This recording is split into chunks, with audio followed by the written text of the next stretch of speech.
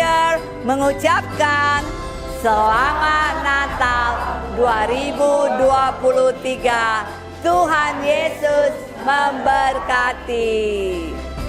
Dan Merry Christmas.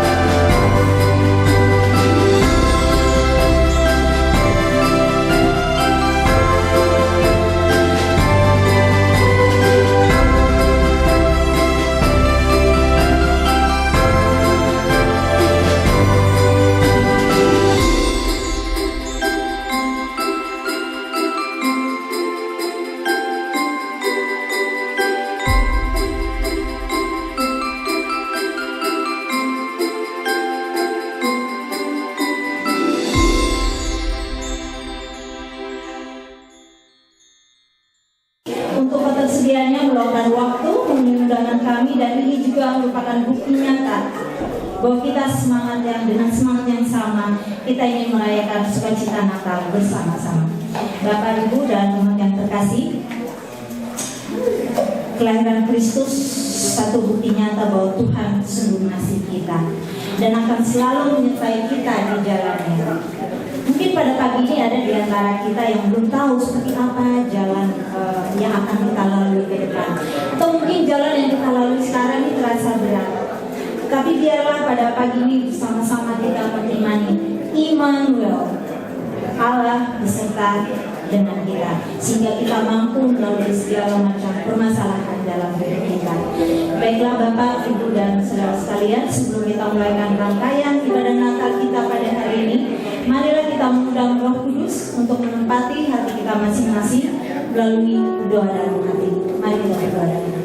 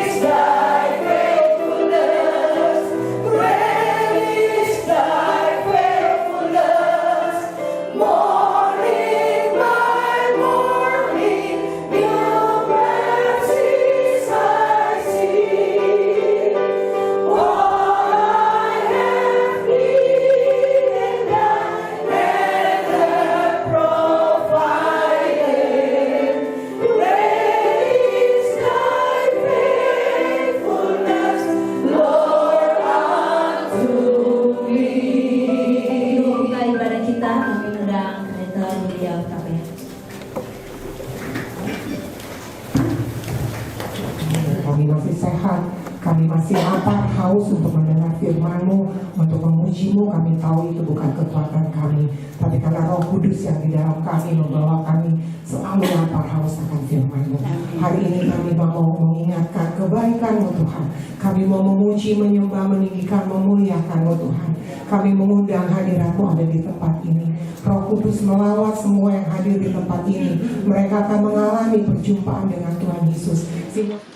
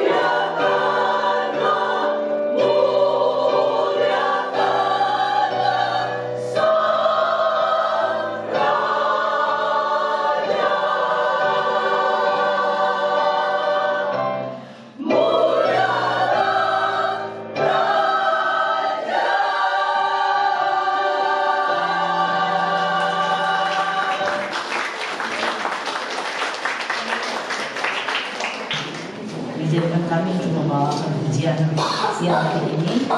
Mohon maaf banyak yang berhalangan hari ini. Jadi inilah kami yang bisa hadir. Kami coba untuk bisa membawakan pujian. Tapi itu outreach ministry choir luar biasa. Luar biasa ya. To God be the glory. Pujian hanya untuk Tuhan. Kami akan membawakan lagu Whispering Hope.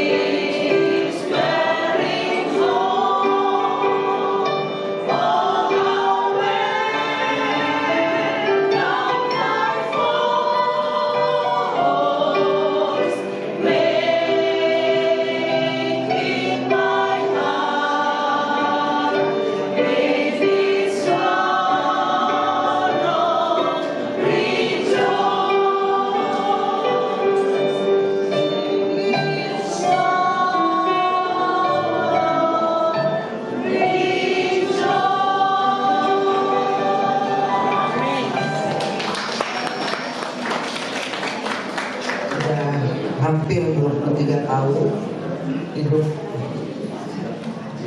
menjanda dan anak-anak sudah keluar rumah dan mereka sudah sendiri, dan mereka semua anak yang lima anak, mereka sudah menerima Tuhan Yesus sebagai Juru Selamat.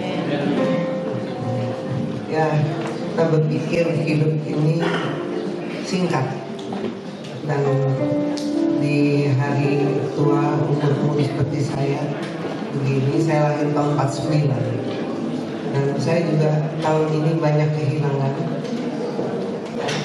2 tahun ini kakak saya meninggal. Saya hanya 2 bersaudara. Kakak saya meninggal, terus anak mantu saya juga meninggal, cucu saya juga 6 bulan kemudian meninggal juga. Jadi memang tahun ini agak berat, tapi saya selalu berharap kepada Tuhan. Dan saya selalu datang, kalau ada persekutuan saya bisa datang, saya datang. Karena itu penting untuk rohani saya kemudian. Dan saya rasa sekian aja. Terima kasih kesaksian saya. Tuhan memberkati kita semua.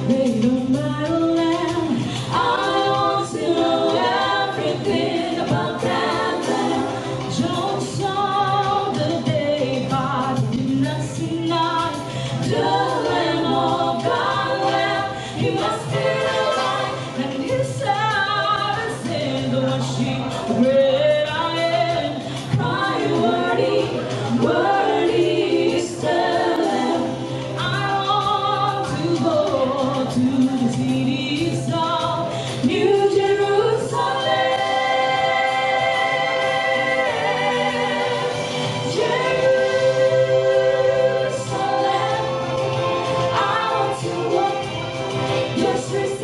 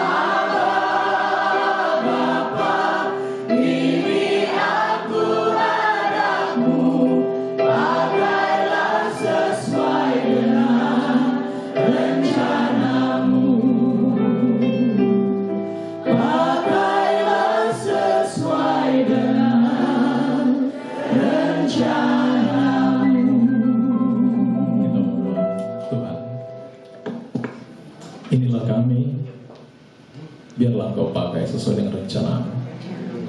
Di sini kami berdiri, di sini kami tertunduk di hadapan tahta-Mu, mengenang kembali kelahiran Tuhan di atas dunia ini, untuk boleh dapat menjamah hati kami sepanjang ibadah ini. Biarlah firman yang akan dibentangkan memberikan hikmat, akal budi, dan kebijaksanaan dalam hati kami, dituruti dengan roh takut akan Tuhan, sehingga kami boleh pulang dengan sukacita dan bersorak-sorai oleh karena nama Tuhan. Terpujilah Engkau hari ini sampai selama-lamanya, ya Yesus kami, Juru Selamat kami yang hidup, kami berdoa. Amin. Silakan duduk. Semua dengan seragam bagus, ya, merah hijau menjadi warna suasana Natalnya. Seperti biasanya, saya ingin mengucapkan sekali lagi untuk Merry Christmas and Happy New Year untuk kita semua.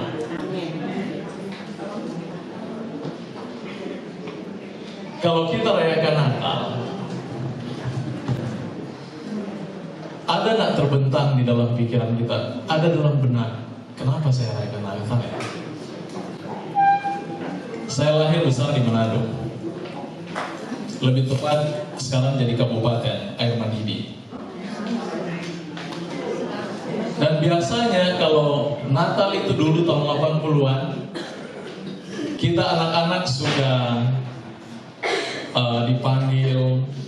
Dulu kita punya ibu rohani yang kita sebut Mama Ani dan Papa Ani, ya. Dan itu kalau di Manado itu budaya itu sangat kental. Dan saya besar dengan, jadi Mama Ani, Papa Ani ini seperti sudah menjadi orang tua saya, sangat dekat. Jadi setiap Natal itu kalau dari bulan Oktober itu, oma, opa, orang tua semua mereka mulai kumpul dan mempersiapkan betul-betul itu Natal. Jadi rumah dirombak semua, dicat bersih, pasang korden yang baru, semua. Jadi suasana Natal itu begitu bahagia. Di masa kecil saya tidak dapat lupakan itu. Karena itu budaya yang saya merasa bahwa Yesus dekat sekali, sudah. Mulai tanggal 10 ke atas, oma opa sudah bawa saya ke kumpulan ibadah Natal setiap hari Minggu. Ada ibadah Natal. Mulai dari tanggal 10 itu ke atas, lanjut terus. Dan itu non-stop. Saya harus hadiri itu dan ikuti dengan teman-teman sebaya saya, dengan oma-oma di sana, opa-opa, kita rayakan Natal. Di dalam perjalanan kehidupan Natal, tetap dalam pikiran saya, tidak mungkin ini hanya sekedar mengenai Yesus. Dengan waktu, saya mulai bertumbuh. Saya mulai lebih ingin mengetahui makna Natal itu sesungguhnya. Itulah mengapa kami Outreach Ministry di sini, sekali lagi saya tidak lupa mengucapkan selamat datang bagi kita semua juga yang sudah baru hadir mungkin ya dengan Outreach Ministry. Kami memilih tema atau judul, boleh lanjut, yang akan jadi pembahasan kita. No, dari pertama. Bukan, pertama. Di atas. Ya. The purpose of Christian Mass. Tujuan dari misa orang Kristen. Ini Christian Mass disingkat jadi Christmas. Jadi kita harus ngerti. Kadang-kadang kita apa sih Natal? Apa sih Christmas? Itu singkatan dari Christian Mass. Makanya saya bagi dua itu. Ambil dia punya dasar kata. Itu misa atau masa atau kumpulan orang banyak sebagai umat yang percaya Kristus. Itu dia Christian Mass. Nah, di dalam merayakan Natal, sebenarnya begitu saya mulai pelajari, saya mulai dalami sedikit demi sedikit, ada banyak yang hilang di dalam kekristenan sehubungan dengan Natal itu sendiri. Yang ini ingin saya angkat siang hari ini dan kita belajar bersama. Jadi pekabaran siang hari ini untuk mengenang kembali apa yang dibentuk oleh bapak-bapak gereja.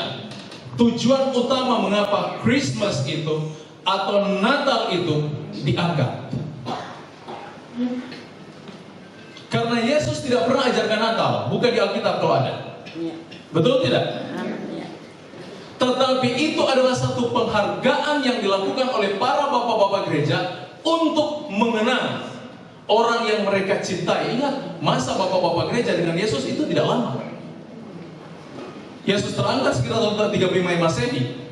Yerusalem hancur tahun 70. Dan sesudah itu, Rasul terakhir Yohanes tahun 100 meninggal. Sesudah masa tahun 100 itu muncul bapak-bapak gereja yang masih mengecap langsung ajaran para rasul. Mereka adalah anggota yang mendengar langsung rasul berkhotbah. Mereka mengecap langsung itu semua yang mereka terima dari ajaran Kristus. Sangat-sangat dekat dengan mereka. Dan mereka ingin menghargai apa yang diturunkan oleh para rasul ini. Maka satu bentuk yang muncul, mereka bentuk itu Kristus. Untuk itu saya ingin kita melihat ini pendahuluan saja yang ingin saya supaya kita mengerti sebelum kita masuk di dalam inti yang akan saya sampaikan di dalam firman Tuhan. Tapi setidaknya kita mengerti sedikit sehubungan dengan Natal itu sesungguhnya. Lanjut. Terus. Ini asli Natal itu. Dia bilang begini. Komunitas Kristen mula-mula membedakan antara identifikasi tanggal kelahiran Yesus dan perayaan liturgi peristiwa tersebut.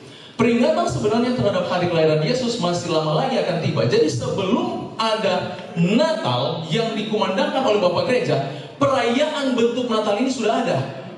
Dan ini sudah mengglobal dan semua orang merayakan satu perayaan yang sudah menjadi budaya mereka.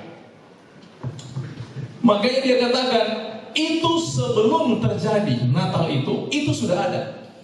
Khususnya selama 2 abad pertama kekristenan terdapat penolakan keras terhadap pengakuan hari lahir para martir. Dalam hal ini hari ulang tahun Yesus. Jadi ada perdebatan antara bapak-bapak gereja yang pro dan kontra untuk membangun. Karena begini, di saat itu ada satu budaya masyarakat yang sudah mengglobal, di mana setiap bulan Desember itu adalah satu hari raya untuk memisahkan antara musim dingin. Jadi ini kisah musim. Nah, mereka takut orang-orang Kristen ini, bapak-bapak gereja concern atau memperhatikan anak-anak ini jangan sampai mereka mengikuti kekafiran. Bagaimana supaya kekafiran ini dapat dipola menjadi warna Kristen? Makanya ini adalah usul bapak-bapak gereja untuk menyelamatkan anak-anak kita, orang Kristen di waktu itu. Jangan sampai mereka mengikuti adat istiadat atau kebiasaan masyarakat di saat itu. Mereka mengikuti kebiasaan ini dan akhirnya hilang kendali. Akhirnya mereka lebih kepada kekafiran daripada kekristenannya. Itulah mengapa terjadi komentar perdebatan, karena ada beberapa usulan bahwa bagaimana kita lakukan Natal aja untuk hanya memperingati. Karena pada dasarnya Natal itu adalah paganisme. Kita tidak boleh pungkiri. Jangan kita bilang, ini kan paganisme atau kekafiran ya. Jadi jangan. Tidak, saudara, ini mimbar ini paganisme. Kalau kita mau bilang paganisme atau kekafiran, hampir semua budaya Kristen itu kekafiran. Saudara pakai belt, ikat pinggang, itu kekafiran. Pakai dasi, ini datang dari mana? Ini kekafiran. Salah satu contoh juga itu gaji 13, itu budaya kekafiran semua, tidak ada di dalam budaya kita. Tetapi Tuhan menghargai setiap budaya ini yang boleh dapat di mana Kristus diangkat, asal jangan sampai kecolongan. Makanya ini jadi perdebatan di waktu itu, di mana kekafiran sementara menjalankan budaya mereka, hari raya mereka, hanya memisahkan untuk perpisahan musim. Tapi sekarang jangan sampai anak-anak kita terjerat dengan budaya ini. Apa yang dilakukan? Lanjut.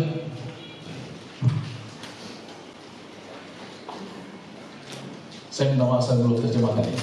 The Norse celebrated Yule. Jadi dulu mereka sebutkan ini Yule, katanya itu Yule. Di orang Jerman itu, untuk Yule ini, itu adalah ini untuk orang di Eropa. Yule ini adalah penyembahan kepada Dewa Odin. Orang-orang Roma merayakan itu sebagai Saturnalia, atau penyembahan kepada Dewa Saturnus. Itu adalah dewa agriculture atau pertanian. Ini sejarahnya. And the holiday Juvenalia was held on December 25 for infant God. Dan hari Juvenalia, dia katakan, pada tanggal 25 itu adalah memperingati dewa bayi, infant God, yang namanya Mitra. This was the most sacred holiday for some Romans at the time. Jadi ini latar belakang di saat itu. Kenapa sampai akhirnya, jadi ini beban orang Kristen, saudara. Ini beban bapak-bapak gereja. Ini sudah menjadi budaya dunia, dan bagaimana budaya ini yang sulit mereka tinggalkan, bahaya bagi anak-anak Kristen. Betul tidak? Mau tidak mau mereka akan ikut. Cari jalan keluar. Lanjut. Asal mula penetapan tanggal 25 Desember sebagai tanggal lahir Yesus tidak jelas. Perjanjian Baru tidak memberikan petunjuk mengenai hal ini. Tanggal 25 Desember pertama kali diidentifikasikan sebagai tanggal kelahiran Yesus oleh Sextus Julius Africanus. Ini orang pertama yang menetapkan 25 Desember itu ditetapkan menjadi Natal. Pada tahun berapa? 221, abad ketiga. Jadi sebenarnya Natal itu pertama kali dikumandangkan menjadi celebration di dunia, diterima oleh seluruh kekristenan, itu tahun 221, abad ketiga. Hari libur populer di Kekaisaran Roma yang merayakan titik balik matahari musim dingin. Titik balik matahari musim dingin sebagai simbol. Itu yang saya bilang, itu perpisahan. Ini perpisahan antara masa musim dingin dengan musim yang baru. Jadi sebenarnya yang kita sementara rayakan di dunia ini banyak hal-hal yang sebenarnya itu hanya simbol, tapi tidak lepas dari sistem peribadatan kekafiran. Saudara menggunakan mimbar, menggunakan gereja. Saya belajar untuk gereja ya, di dalam simbol-simbol gereja itu semua kekafiran. Makanya hati-hati kalau ada orang bilang begini, dan saya sering bilang, lihat ya, aduh pendeta, ini kan kekafiran, jangan A, jangan B, harus begini, harus begitu. Saya bilang, kalau kamu mau letakkan kekafiran, saya akan jelaskan kepada kamu. Semua penyembahan di dunia ini bentuknya kekafiran. Tidak pandang denominasi mana, tidak pandang gereja, tidak pandang agama. Semua bentuk kekafiran. Ingat, budaya penyembahan pertama waktu manusia berdosa. Pertama manusia berdosa, siapa yang Tuhan panggil jadi umat? Abraham, betul tidak? Dia kan dasar umat Tuhan pertama ditarik kan? Sesudah peristiwa Nuh, air bah. Dan saudara tahu Abraham budayanya apa? Orang Mesopotamia kuno yang penyembah berhala. Perhatikan kitab Yosua. Yosua bilang, keturunan kita datang dari sungai Efrat, penyembah Baal. Karena ketulusan Abraham, Tuhan tarik dia. Jadi kalau kita mau komplain, oh ini kekafiran, jangan bikin, oh ini kekafiran. Saudara, semua yang kita lakukan adalah kekafiran. Di sini waktu saya pelajari, baru saya mengerti, thank you Jesus. Ternyata tidak ada yang sempurna di dunia ini. Amin. Tidak ada penyembahan yang paling sempurna di atas dunia ini. Tidak ada. Jadi jangan pernah kita berpikir, oke, hari Natal inilah yang paling sempurna, hari lain tidak sempurna, oh kita tidak boleh begini dan tidak boleh begitu. No. Itulah mengapa untuk saat ini perayaan Natal itu harus kita maknai betul-betul. Karena kenapa? Itu sudah ditarik kepada porsi yang dapat diterima sebagai satu hal yang logika rohani. Kita terima dulu itu. Karena sangat berbahaya hal itu. Dan lanjut. Matius pasal 11.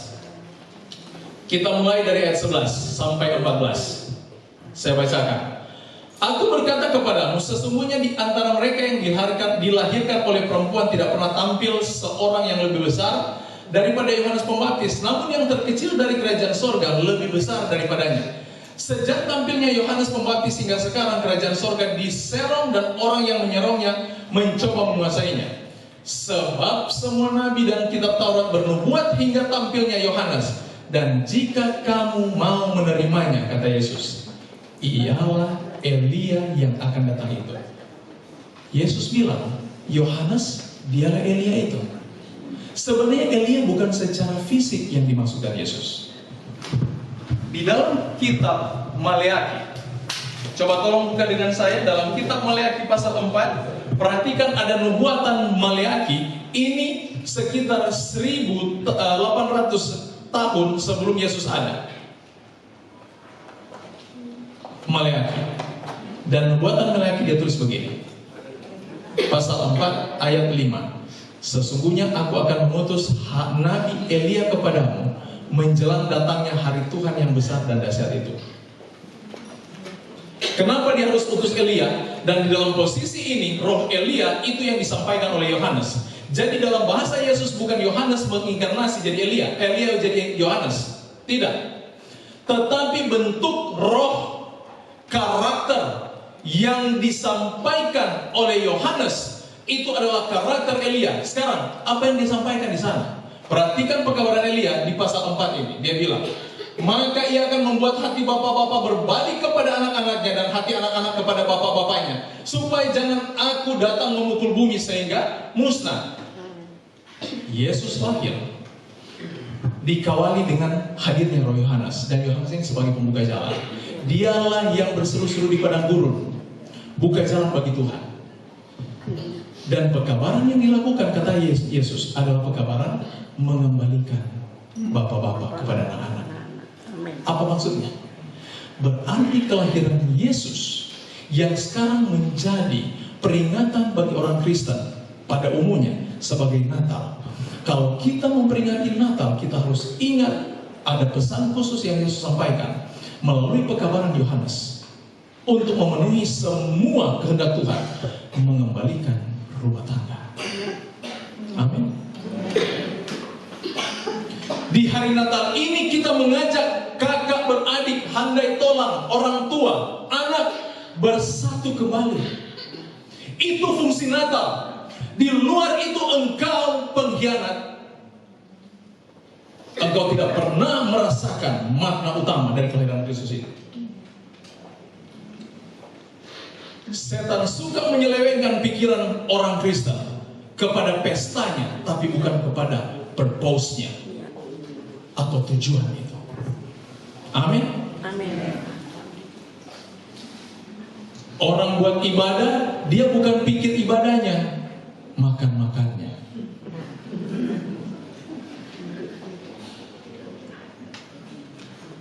Kalau mau ke gereja, dia bukan pikir apa yang dia mau temui di gereja, makna apa, tujuan apa saya dapat di gereja. Yang dia pikir di sana, kumpul-kumpul dengan teman-teman.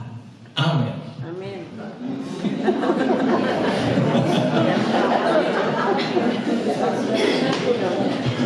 Demikian warna ini, karakter ini dibawa di dalam ruang lingkup Natal. Begitu Natal tiba, yang dia pikir bukan tujuan bagaimana saya akan mendamaikan diri saya dengan anak saya, bagaimana saya akan damaikan suami saya, istri saya, orang tua saya. Bukan itu yang dipikirkan. Baju baru, tas baru, sepatu baru, supaya waktu misa Natal dapat lihat cantik, kelihatan ganteng.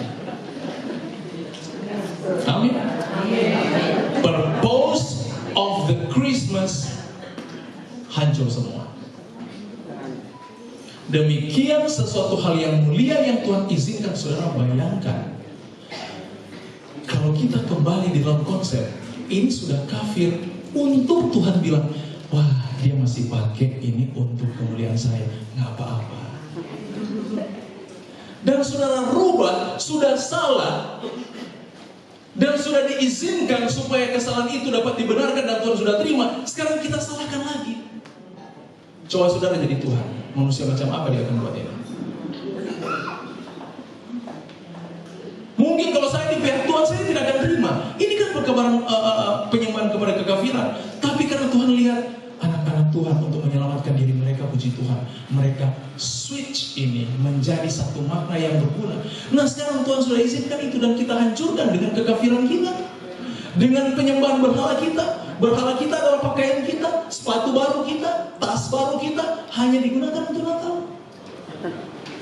Ngumpul-ngumpul dengan saudara-saudara, dengan teman-teman hanya sekedar, tapi musuh ada di mana-mana. Saudara, ngapain jadi orang Kristen? Amin. Kita senyum, terbahak-bahak, senyum dengan penuh dengan sukacita kepada orang lain, tapi anak kita tidak berdamai dengan kita. Buat apa Natal itu? Saudara tersenyum dengan orang lain, peluk-pelukan cipika-cipiku.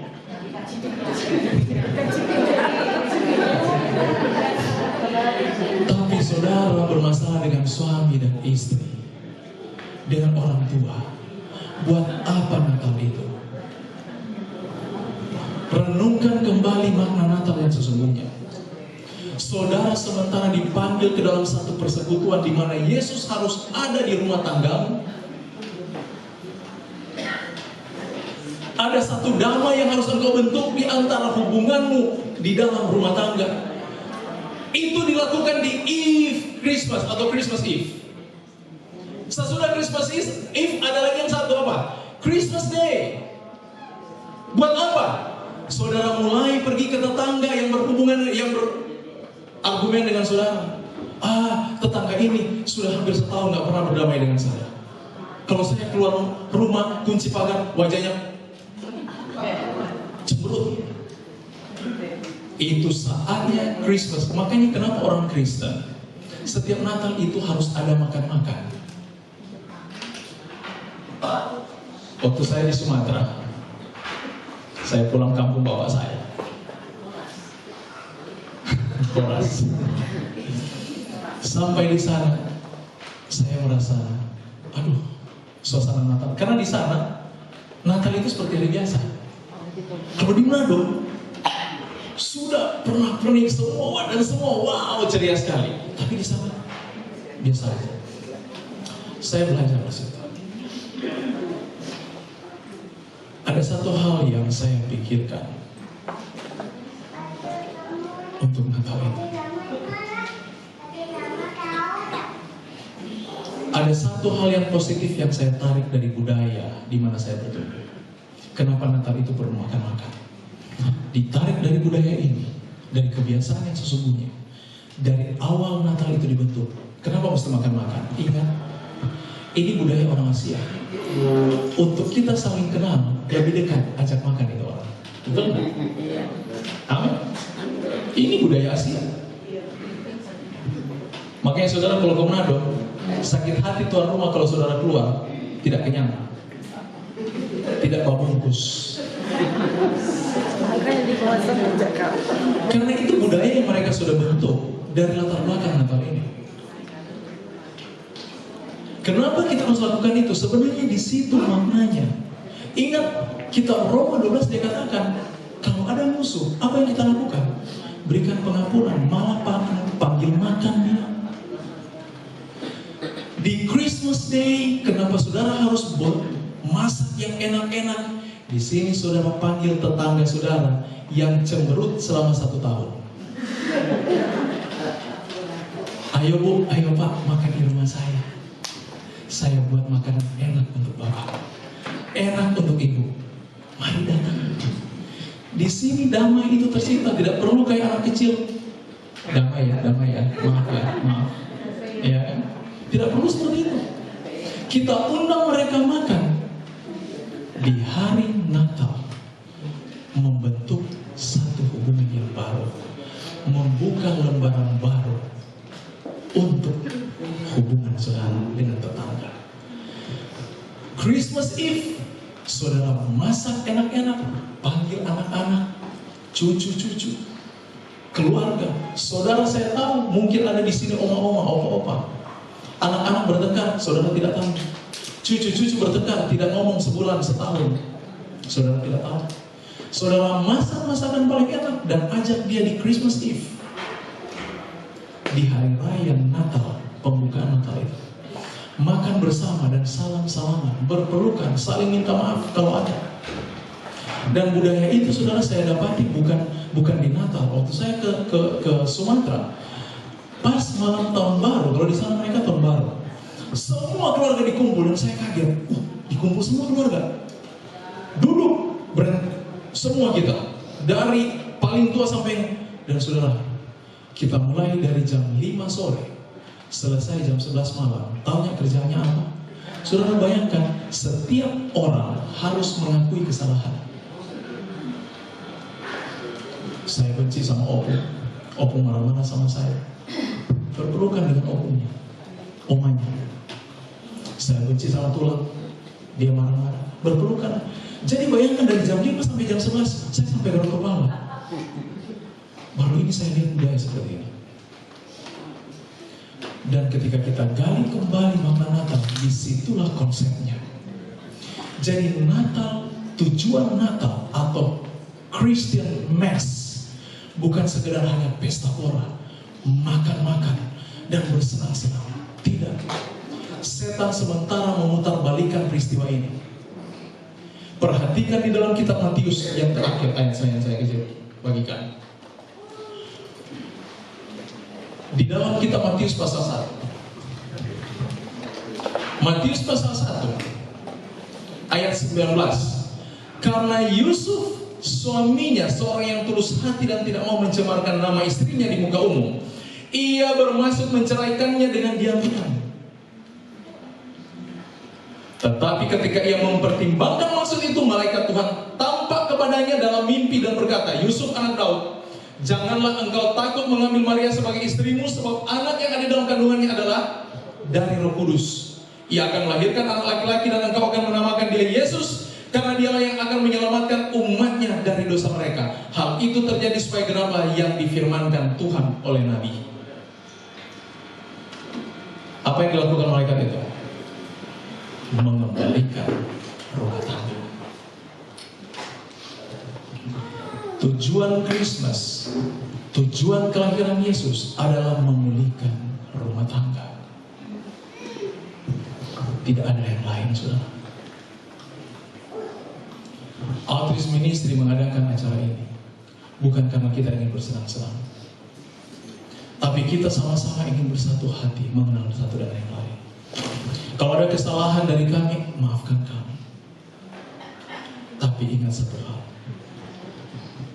lebih dari apa yang kita harapkan di Natal yang indah ini, di mana ada satu kerukunan hidup di antara suami dan istri, anak dan orang tua, saudara dan hamba Tuhan, tetangga-tetangga dan masyarakat sekitar. Sejahat apapun hati mereka, kalau saudara panggil mereka makan, berdoa bersama, mereka akan luluh. Berikan pengampunan. Natal tidak akan ada artinya apabila tujuan itu hilang. Tidak ada tujuan lain dari Natal, dan ini yang hilang di antara orang Kristen. Kerukunan rumah tangga, saling memaafkan satu dengan lain. Untuk itu umat Tuhan yang saya kasih, kiranya firman ini boleh membawa hati dan pikiran kita berpikir kembali. Jangan senang ketika saudara ke surga tanpa suami, tanpa istri, tanpa anak-anak. Jauhkan itu dari pikiranmu.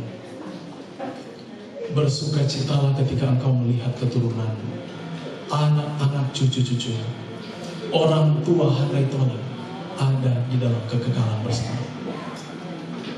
Dengan demikian makna Natal itu akan terbawa bukan hanya sampai di dunia ini, tapi akan sampai pada kekekalan. Saudara pada siang hari ini sementara dipanggil untuk memperbaiki hubungan. That's the purpose of the Christian Mass. Itu tujuan dari Misa Kristen.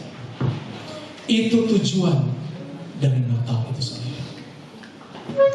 Bukan hanya sekedar kita datang dan beribadah, dengar pendeta berkhotbah, menyanyi pujian dan berdoa. Tidak sekedar itu, saudara. Tuhan katakan, jika kamu tidak mengampuni musuh, aku tidak akan mengampuni kamu. Tidur pun saudara di gereja berbulan-bulan selama hati ada membenci orang. Natal pun saudara rayakan setiap hari kalau hati ada membenci orang. Saudara dipersiapkan untuk neraka. Hari ini kita boleh pakai baju merah, pakai baju hijau. Dua-dua ini melambangkan api, saudara. Jangan sampai baju ini betul-betul jadi api buat saudara. Saudara binasa ketika Tuhan datang. Jadikan ini simbol yang sangat baik untuk kehidupan kita semua dengan orang-orang yang kita cintai. Untuk itu, saya undang kita semua untuk berdiri. Kita akan berdoa setiap rumah tangga Tuhan. Saat ini kami menghadap hadirat-Mu. Ketika mendengar akan renungan firman-Mu ini, Tuhan Yesus, kami sadari bahwa makna Natal sesungguhnya bukan berpusat hanya kepada penyembahan saja, bukan berpusat hanya kepada pesta pora itu sendiri, tapi ada lebih dari itu yang Engkau nyatakan, yaitu pemulihan rumah tangga Kristen. Terima kasih. Kami letakkan ini semua di bawah kaki salib Yesus. Kasihanilah kami, Tuhan, dan bentuklah kami. Biarlah dengan darah-Mu kami dapat diampuni. Dengan darah-Mu musuh-musuh kami pun dapat berdamai dengan kami. Ajari kami untuk menghargai anugerah pengampunan itu. Ajari kami untuk menghargai Engkau, ya Yesus. Terpujilah Engkau hari ini sampai selama-lamanya. Sementara kami akan tutup doa ini, Tuhan, kami ingin merenungkan kembali akan doa syafaat yang Engkau ajarkan kepada kami melalui lagu pujian yang akan dibawakan, Tuhan. Inilah kami, terimalah kami, ya Yesus.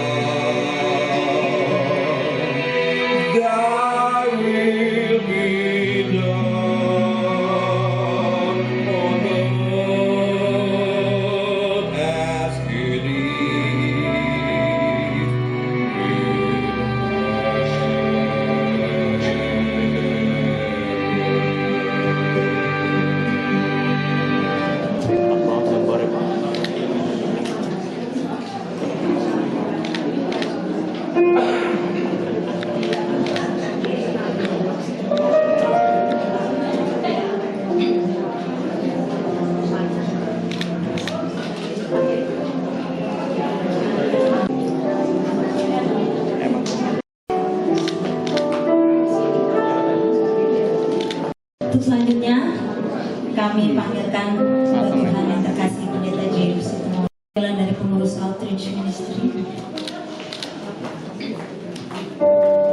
Lalu kami panggilkan kasih, lilin ini adalah simbol cahaya Kristus. Nyalanya lilin, kegelapan tidak akan pernah menguasainya. Lilin juga mengingatkan pada kita untuk memberikan manfaat dengan menerangi kegelapan di sekitarnya.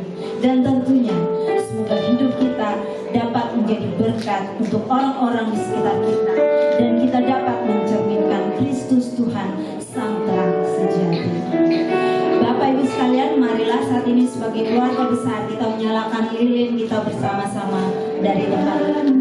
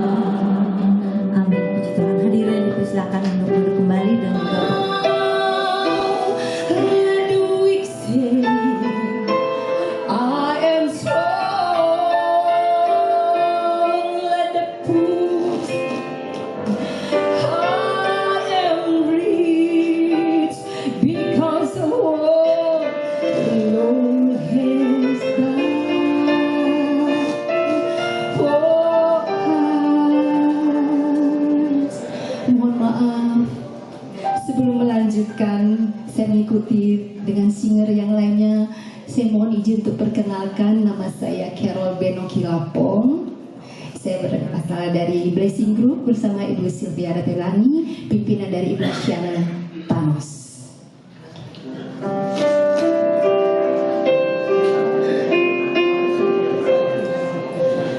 Give thanks with a grateful heart. Give thanks to the Holy One. Give thanks because He's given Jesus Christ.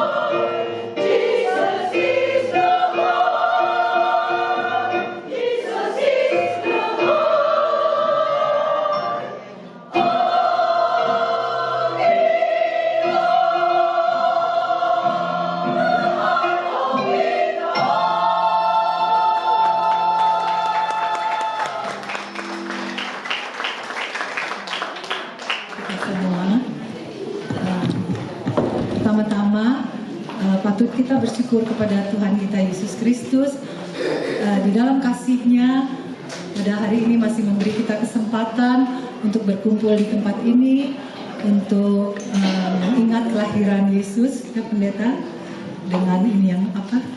Dengan pemulihan keluarga. Pada kesempatan ini izinkan kami selaku pengurus dan board dari Outreach Ministry mengucapkan terima kasih atas kehadiran Bapak Ibu dan teman-teman yang sudah meluangkan waktu untuk bersama-sama beribadah di tempat ini. Kami juga ingin mengucap syukur dan berterima kasih untuk persekutuan doa Priscilla dan juga the Eunoia Singers dan juga Ibu Carol Kilapong dengan lagunya yang begitu merdu. Kami juga mau berterima kasih kepada Pendeta James Situmorang beserta Ibu yang sudah membawakan renungan yang begitu menguatkan dan mengingatkan kita akan makna Natal yang sesungguhnya. Pada kesempatan ini juga kami mau mengucap syukur dan terima kasih kepada seluruh pelayan-pelayan Tuhan yang sudah bekerja sehingga acara ini dapat berjalan dengan baik. Untuk Ibu Eli Koro, Tante Sylvie Ratulangi, juga Anne Karamoy, Mia, Stephen, dan Neni, juga Krista yang tidak hadir, dan juga Jelly dan Naomi. Terima kasih, semuanya begitu semangat untuk melayani Tuhan. Dan juga kami mohon maaf kalau ada hal-hal yang kurang berkenan dalam kita kepada semua.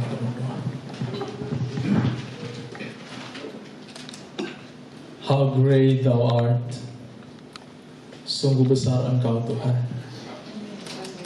Demikian lagu ini kami nyanyikan bagimu. Demikian kami mengangkat hati dan pikiran kami di hadapan tahta-Mu Tuhan. Selidikilah hati kami dari segala pelanggaran dan dosa. Tilik kami Tuhan dan bentuklah kami. Terima kasih atas Natal yang Engkau izinkan kami rayakan. Terima kasih Tuhan atas kebaikan-kebaikan yang Engkau berikan dalam hidup kami. Terima kasih untuk keluarga, istri, anak, suami, orang tua, teman, handai tolong. Engkau berikan mereka kepada kami sebagai satu karunia terbesar dalam hidup kami. Terima kasih Tuhan. Dan berikan kami kuasa untuk menjaga hubungan ini. Biarlah makna Natal ini Tuhan membawa satu pembaharuan dalam hidup kami.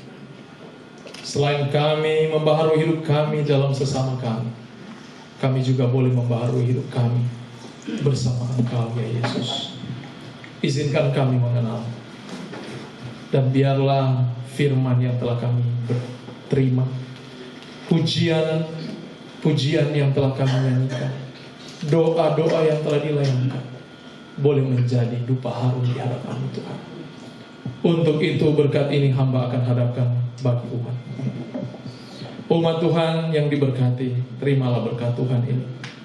Apabila engkau tetap setia dan melakukan kehendak dan ketetapan-ketetapannya, engkau mencari pengetahuan dan hikmat bagaikan mencari perak, emas, dan permata.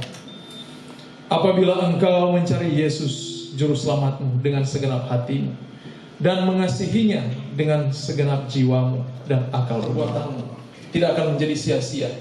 Yesus akan menjadi Juru Selamatmu. Tuhan yang kekal, yang akan menyinari wajahnya kepadamu dan memberikan engkau kasih karunia-Nya. Dan Dia juga Allah yang kekal, yang akan menghadapkan wajahnya kepadamu dan memberikan engkau damai sejahtera. Damai sejahtera yang tidak dapat engkau beli dengan mata uang atau harta milikmu. Damai sejahtera itu akan dilahirkan oleh Roh di dalam hatimu. Ketika engkau berseru kepadanya, Dia akan melihat dan memandang engkau, mendengar seruanmu dan menjawab sesuai dengan rahmat dan kasih sayangnya. Biarlah kasih Allah Bapa, Putra, dan Roh Kudus akan menyertai hidupmu hari ini sampai selama-lamanya. Dan biarlah berkat-berkat ini akan menjadi milikmu selama engkau setia di atas dunia ini dan menetapkan hatimu kepadanya. Engkau akan menjadi umatnya dan dia akan menjadi Allahmu. Mulia dan pujilah engkau Tuhan. Demikianlah berkat ini dihadapkan bagi umatmu yang mengasihi dan mencari engkau. Terpujilah engkau ya Yesus Allah kami. Terpujilah engkau hari ini sampai selama-lamanya. Kami berdoa dan mengucap syukur. Amin.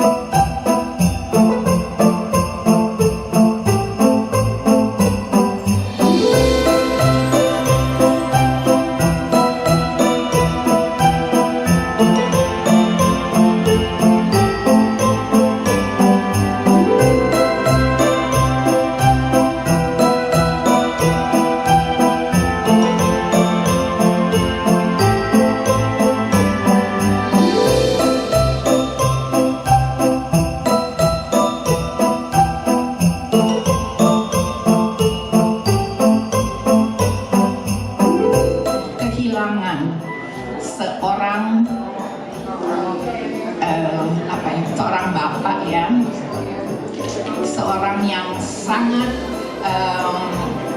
berperan di outreach ministry, dan dia baru saja meninggalkan kita untuk tidur di dalam Tuhan beberapa 2 minggu yang lalu ya. Hingga sampai sekarang kami outreach ministry merasakan kehilangan Brur Miko yang kami cintai. Untuk itu dari outreach ministry kami ingin memanggil Ibu Eli Koro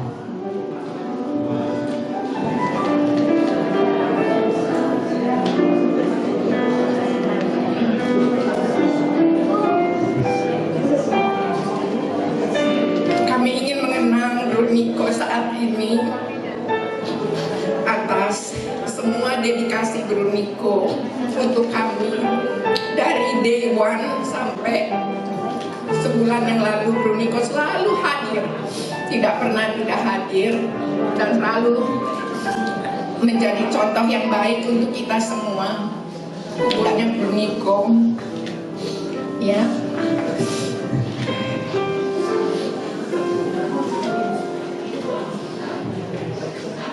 Engkau tidak pernah lalai dalam mencukupi kebutuhan kami. Kami juga bersyukur Tuhan atas makanan dan minuman yang masih Engkau berikan untuk kami. Ya Tuhan, kiranya makanan dan minuman ini boleh menjadi berkat, menjadi kekuatan, menjadi kesehatan Tuhan untuk tubuh kami, sehingga makanan ini tidak berakhir sia-sia, tapi boleh kembali menjadi berkat untuk kemuliaan Allah Tuhan.